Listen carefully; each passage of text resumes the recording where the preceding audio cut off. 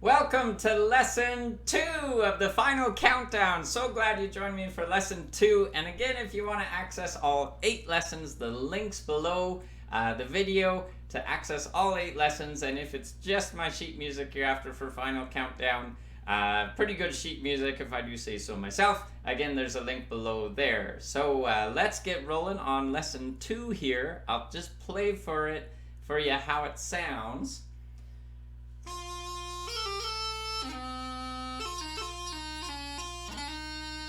So that's the little chunk we're going to work on here. And again, if you haven't already, please like, subscribe, hit that little bell. Helps YouTube out here, fund the poor little bagpipers who are trying to scrape out a living on YouTube.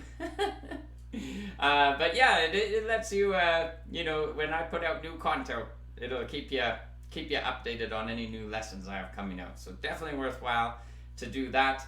Now we ended off lesson 1 on an E. I'll show you what E.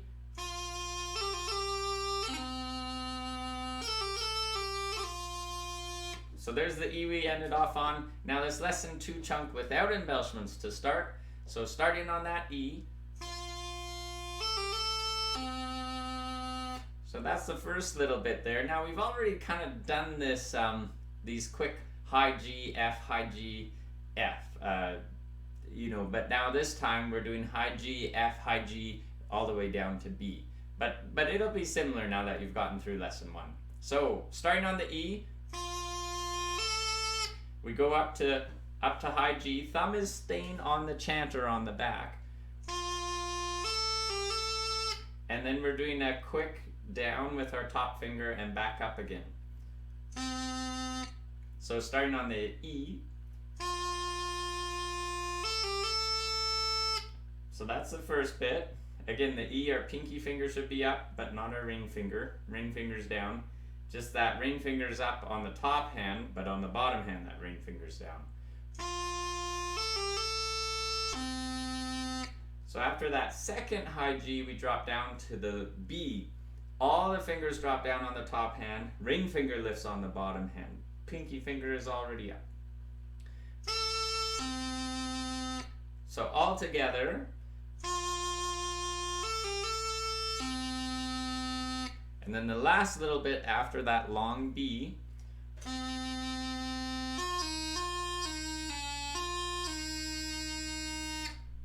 That sounds like a lot, I know, but we're going to slow it down and I'll walk through each note. So we're on the B. From that B we go up to E.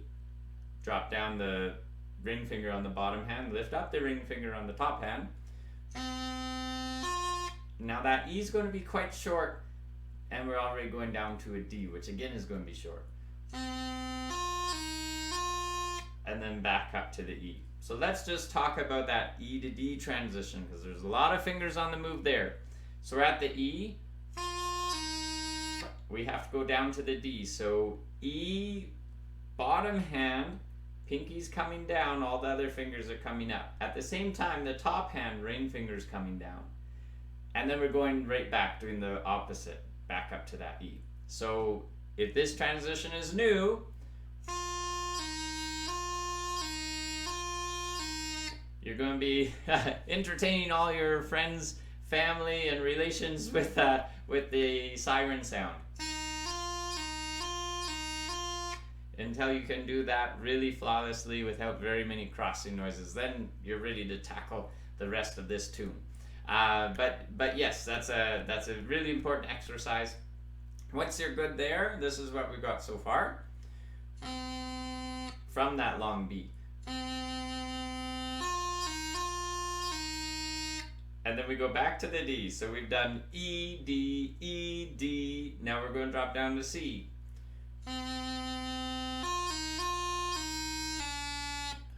D to C transition is easy. Just drop down one finger, the top finger of the bottom hand. Pinky finger is already on. And I'll do no embellishments.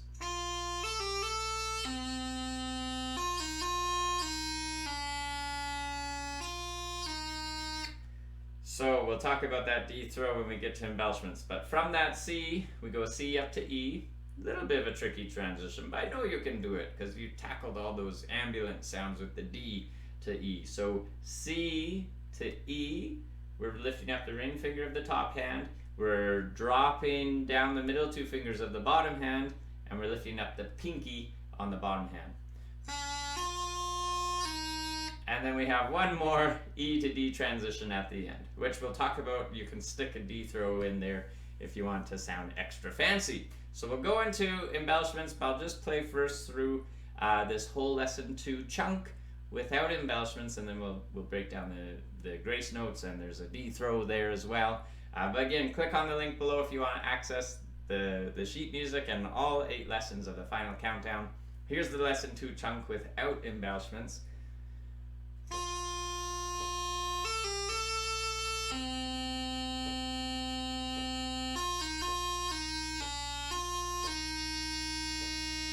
And then let's talk about embellishments really quickly here. We have these 2 high A grace notes with the thumb on the back of the chanter, and they're very much the same as what we did before in lesson 1.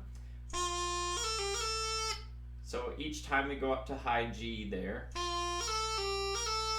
we can lift that thumb off the back to get that little bit extra punch on those notes. And I will say, if it's tough to hit both of those, maybe just skip the first one and just hit the second one.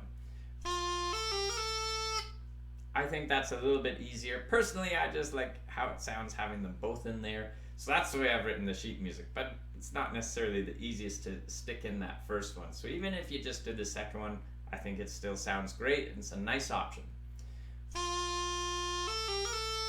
That would be the second one. Here's both again. So either way, you're going to end up on that second G, and now we have a B doubling. And again, I've done an interesting thing here. Interesting, I say, you know, maybe brain cell cooking, you might say, or maybe you like it too and your fingers are good with it. I don't really know. You could always comment in the video and let me know what you think of this doubling. So doubling from high G down to B. Now we could do a half doubling, where you just do high G to high B, or high G to high B. I wish we had a high B on the chanter. High G down to B, and then you just do a D grace note. That would be a half doubling. That's typically what's done, most common. So pretty easy. Another option is to get in that first grace note sound to make it really sound like a doubling, is to do it with the thumb on the back. So you're going to use the thumb on the back to initiate the whole movement. Then you go down to the B, and then the thumb comes back on the chanter.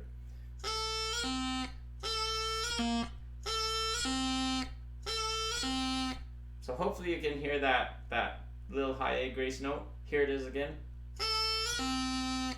And if we add in that grace note with the top finger of the bottom hand after we get to the B, then we'll have a more complete doubling sound. Here's what the half doubling sounds like.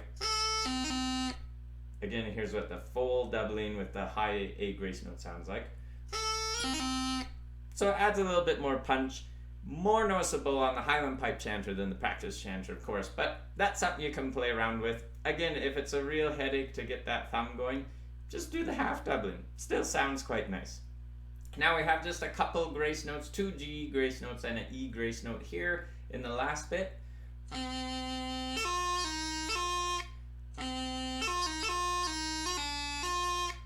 And then the D throw. So let's talk about those grace notes for a moment. Those 2 G grace notes with the top finger. First one coming from the B, so that top finger has to be first to lift, then drop down to low A with the bottom hand, top hand ring finger lifts up, and then the top finger comes down. And then, ooh, that's a tricky one with that D to E transition. So D to E with the G grace note.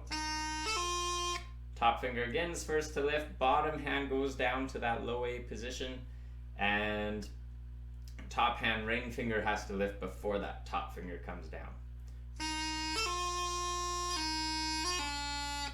and then that's where our E grace note is.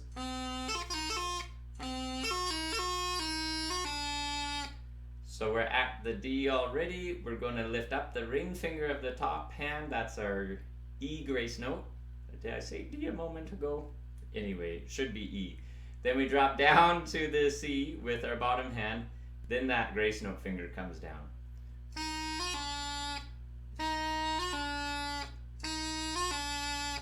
So there's our last grace note there. And then the last thing is the D throw.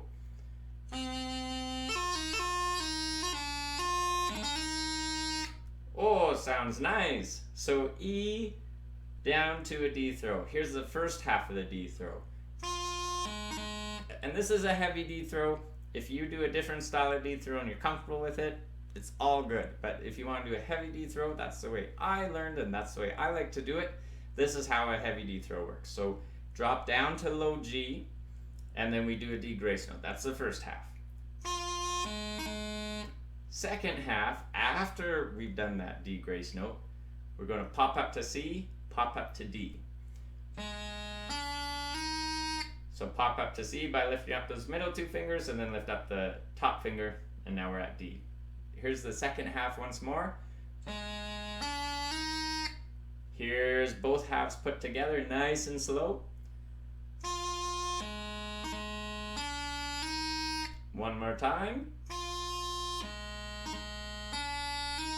And a little quicker.